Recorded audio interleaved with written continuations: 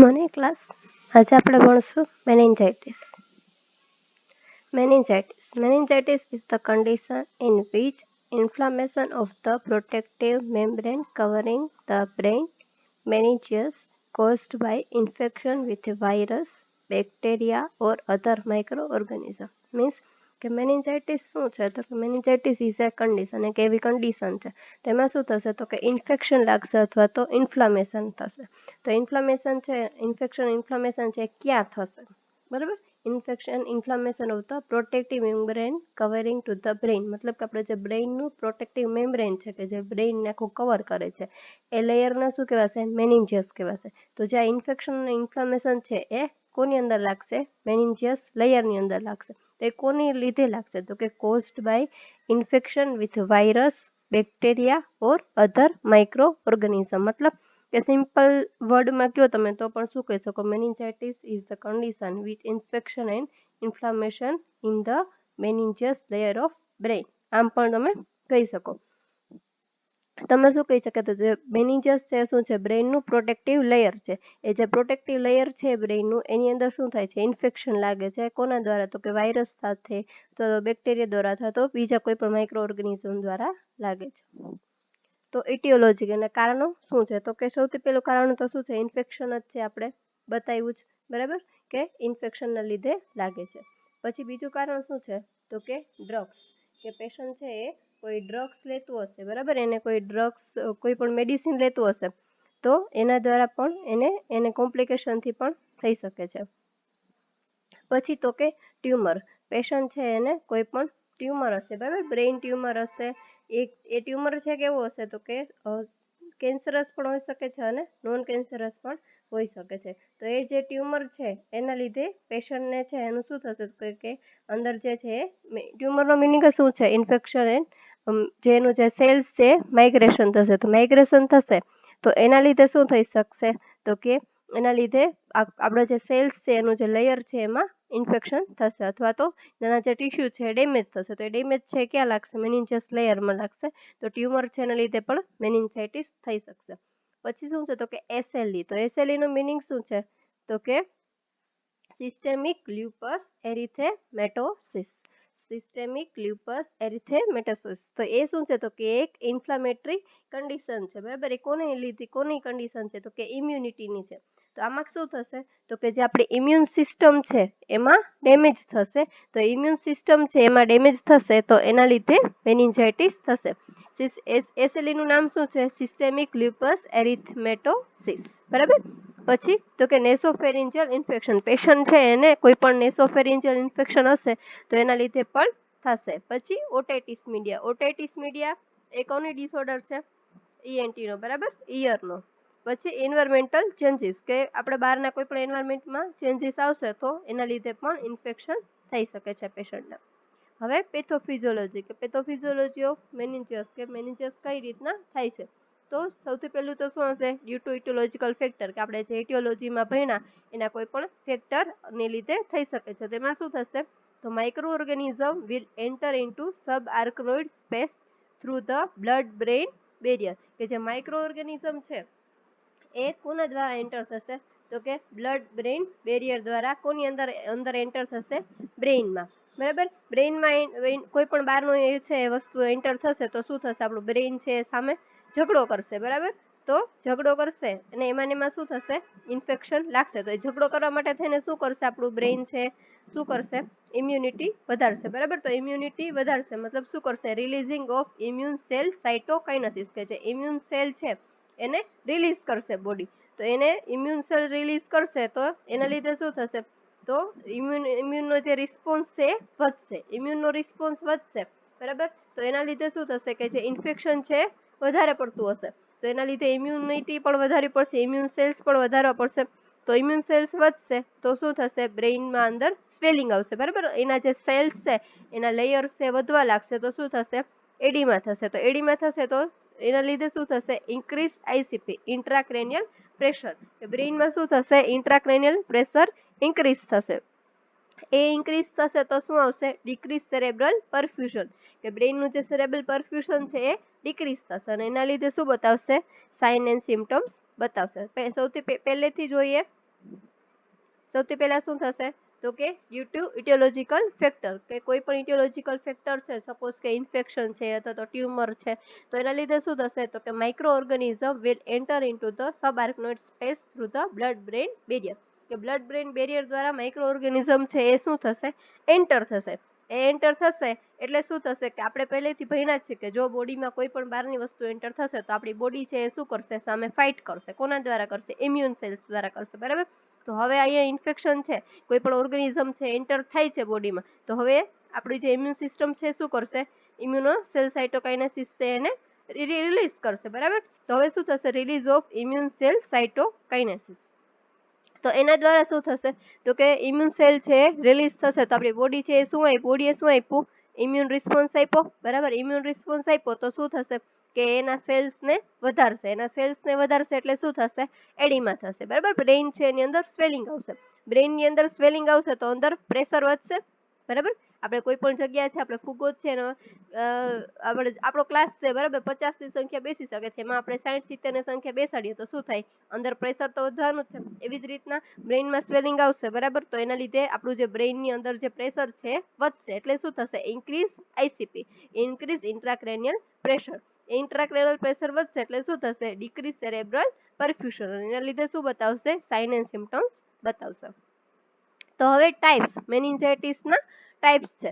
તો સૌથી પહેલું શું છે, બેક્ટેરિયલ મેનિન્જાઇટિસ. બેક્ટેરિયલ મેનિન્જાઇટિસ મતલબ શું થશે, એ મેનિન્જાઇટિસ છે કોના દ્વારા થશે, કોઈ પણ બેક્ટેરિયા છે એના દ્વારા થશે. કોઈ પણ બહારના જે બેક્ટેરિયા છે એ શું કરશે તો કે આપણી બોડીમાં ઇફેક્ટ કરશે, અને આપણી બોડીમાં ઇફેક્ટ કરશે એના લીધે શું આવશે, મેનિન્જાઇટિસ થશે.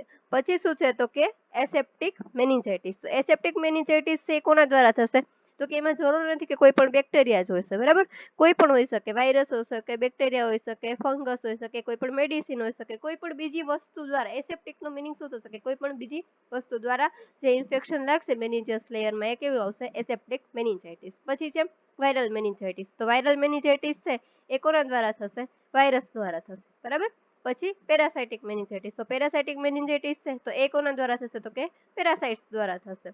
પછી પાંચમું છે non infection meningitis. Non infection meningitis મતલબ કેવું આવશે કે કોઈ પણ બીજી વસ્તુના દ્વારા થઈ હશે, બરાબર, કે એમાં કોઈ પણ જે બહારના માઇક્રો ઓર્ગેનિઝમ છે એ અફેક્ટેડ નહીં હોય. કોઈ પણ મેડિસિન હશે અથવા તો કોઈ પણ ટ્યુમર હશે અથવા બીજા કોઈ બ્રેઇન ડિસઓર્ડર હશે કે એના લીધે મેનિન્જાઇટિસ થશે.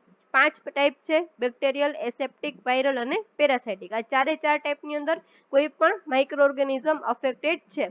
પણ નોન ઇન્ફેક્શન મેનિન્જાઇટિસ છે એ કેવું છે તો કે કોઈ પણ બીજી વસ્તુના લીધે થાય છે, કોઈ ઓર્ગેનિઝમના લીધે થતું નથી. તો હવે ભણશું ક્લિનિકલ મેનિફેસ્ટેશન. તો ક્લિનિકલ મેનિફેસ્ટેશનમાં શું આવશે, હેડેક. હેડેક શું કરવા થશે તો કે આપણું જે ઇન્ટ્રાક્રેનિયલ પ્રેશર છે ઇન્ક્રીઝ થશે. પછી નેક સ્ટીફનેસ, પેશન્ટને છે નેક છે કેવી લાગશે, સ્ટીફ લાગશે, કડક લાગશે, બરાબર. પછી ફીવર, કન્ફ્યુઝન, પેશન્ટ છે કેવું હશે, કન્ફ્યુઝ હશે. પછી અલ્ટર્ડ કોન્શિયસનેસ, કે પેશન્ટ છે એ ક્યારેક અચાનક અનકોન્શિયસ થઈ જશે, ક્યારેક એ કોન્શિયસમાં હશે કે એનું જે કોન્શિયસ લેવલ છે એ નોર્મલ હશે નહીં. પછી વોમિટિંગ. પછી બીજું શું જોશું તો કે ઇરિટેબિલિટી, પેશન્ટ છે કેવું હશે, ઇરિટેટ હશે. પછી ડ્રાઉઝીનેસ, નઝલ રિજિડિટી, કે એને છે ને નઝલમાં પણ એ કેવું ફીલ કરશે, રિજિડ ફીલ કરશે. પછી અલ્ટર્ડ મેન્ટલ સ્ટેટસ, કે પેશન્ટનું જે મેન્ટલ સ્ટેટસ છે એ નોર્મલ હશે નહીં. પછી શું થશે, લેગ પેઇન થશે, પગ દુખશે પેશન્ટને, અને એબનોર્મલ સ્કિન કલર, કે સ્કિન કલર છે એમાં ચેન્જીસ આવશે. પછી તો કે મેઇન ક્લિનિકલ મેનિફેસ્ટેશન છે આ જે હવેના બે જે છે Brudzinski sign and Kernig sign. Brudzinski sign and Kernig sign, આ બે જે સિમ્પટમ્સ છે એ ખાલી કોમાં બતાશે, મેનિન્જાઇટિસમાં જ બતાશે, બરાબર. તો એ શું છે તો કે બ્રુડિસ્કી સાઇન છે એની અંદર શું થશે તો કે વોલેન્ટરી ફ્લેક્શન ઓફ ની એન્ડ હિપ, બરાબર, કે જ્યાં આમાં શું થશે, વોલેન્ટરી ફ્લેક્શન ઓફ ની એન્ડ હિપ ઓન ફ્લેક્શન ઓફ નેક ઇન સુપાઇન પોઝિશન, કે પેશન્ટ છે એને આપણે શું કરવાનું, સુપાઇન પોઝિશનમાં સુવડાવવાનું, બરાબર. પછી તમે એનું નેક મતલબ કે આપણું જે ગળું છે એને ફ્લેક્શન કરશો. આપણે જે સૂતું હોય પેશન્ટને આપણે ગળું ઊંચું કરીએ તો એને શું કહેવાશે, ફ્લેક્શન કહેવાશે. કે આપણે જ્યારે એનું નેકને ફ્લેક્શન કરશું ત્યારે ઓટોમેટિકલી શું થશે, એનું ની અને હિપ એ શું થશે, ફ્લેક્શન થશે, એ પણ ઊંચું થશે. તો એ કયો સાઇન થયો, બ્રુડસ્કી સાઇન થયો. હવે કર્નિંગ સાઇન, તો કર્નિંગ સાઇન છે ને એમાં કેવું છે, આના કરતા ઊંધું છે.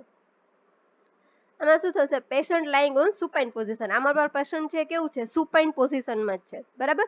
પણ શું થશે, વેન હિપ એન્ડ ની ફ્લેક્સ, મતલબ કે જ્યારે આપણે પેશન્ટનું હિપ અથવા તો ની છે એને આપણે ફ્લેક્સ કરશું, બરાબર, આપણે એને ફ્લેક્સ કરશું ત્યારે શું થશે, પેશન્ટને નેકમાં પેઇન થશે. There will be pain on નેક.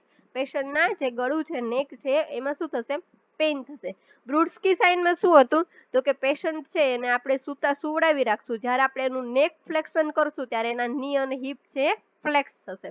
જ્યારે કર્નિંગ સાઇનમાં કેવું થશે કે આપણે ની અને હિપને ફ્લેક્સ કરશું ત્યારે એનું જે નેક છે એમાં પેઇન થશે.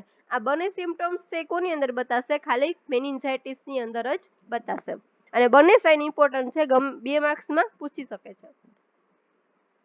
પછી તો કે ડાયગ્નોસ્ટિક ઇવેલ્યુએશન. તો ડાયગ્નોસ્ટિક ઇવેલ્યુએશનમાં શું કરશું, નોર્મલ જ બધી વસ્તુ કરશું, history collection, physical examination, blood test, પછી C reactive protein test, CSF analysis, CT scan, MRI and lumbar puncture, બરાબર. પછી મેનેજમેન્ટ. તો મેનેજમેન્ટમાં શું આપશું, તો કે આ જે મેનિન્જાઇટિસ થાય છે કોનાથી, એ તો કે જો બેક્ટેરિયાથી થઈ હશે તો એન્ટીબાયોટિક્સ આપશું, વાયરસથી થઈ હશે તો એન્ટીવાયરલ આપશું, બરાબર. તો જો બેક્ટેરિયાથી થઈ હશે તો આપણે શું આપશું, એન્ટીબાયોટિક્સ આપશું, સેફ્ટ્રિયાઝોન અથવા તો સિફોટેક્સિમ. પછી તો જો પેશન્ટને કન્વલ્ઝન પ્રેઝન્ટ હશે, પેશન્ટમાં જો કન્વલ્ઝન પ્રેઝન્ટ હશે તો શું આપશું, એન્ટી કન્વલ્ઝન્ટ્સ આપશું, બરાબર. પછી ડાયુરેટિક્સ આપશું, અને જો વાયરસથી થઈ હશે તો શું આપશું, એન્ટી વાયરલ ડ્રગ આપશું, બરાબર. તો આ હતું મેનિન્જાઇટિસ.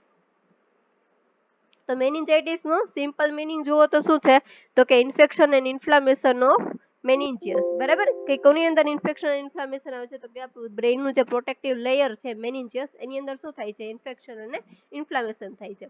હવે તો કે ઇટિયોલોજી, તો કે ઇન્ફેક્શન છે એના કારણો શું છે, તો કે કોઈ પણ બહારના માઇક્રો ઓર્ગેનિઝમ દ્વારા અથવા ડ્રગ્સ દ્વારા અથવા એસેરી સિસ્ટેમિક લ્યુપસ એરિથમેટસ દ્વારા અથવા ટ્યુમર દ્વારા અથવા તો બીજા કોઈ પણ ડિઝીઝ દ્વારા થશે. પછી તો કે પેથોફિઝિયોલોજી શું કહે છે, તો કે બહારનું કોઈ પણ ઓર્ગેનિઝમ એન્ટર થશે એટલે આપણી બોડી શું કરશે, ઇમ્યુન સેલને રિલીઝ કરશે. ઇમ્યુન સેલ રિલીઝ થશે એટલે શું થયું, આપણી બોડીમાં ઇમ્યુન રિસ્પોન્સ આપશે.